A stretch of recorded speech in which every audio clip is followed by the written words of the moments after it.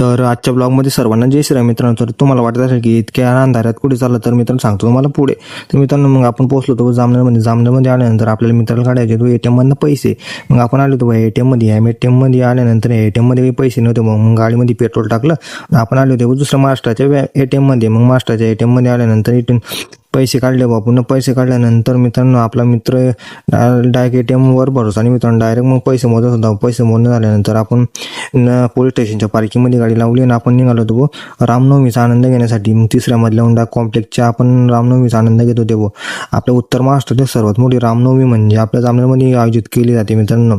मग हे आपल्या श्रीराम प्रभूंची मूर्ती. मग रामनवमी साजरी झाल्यानंतर आपण आले होते पाणीपुरी खायला. पाणीपुरी खाल्ली. मग आपल्या मित्राला घ्यायचं होतं बेकरीवरनं काहीतरी केक वगैरे घ्यायचा होता. मग घेतलं सामान घेतल्यानंतर आपण निघालो होतो मग घरच्या रस्त्यानं. मित्रांनो आजचा ब्लॉग जर चांगला आवडला असेल मित्रांनो लाईक फॉलो नक्की करून घ्या मित्रांनो. तुम्ही ब्लॉग पाहता मित्रांनो पण लाईक फॉलो नाही करता मित्रांनो.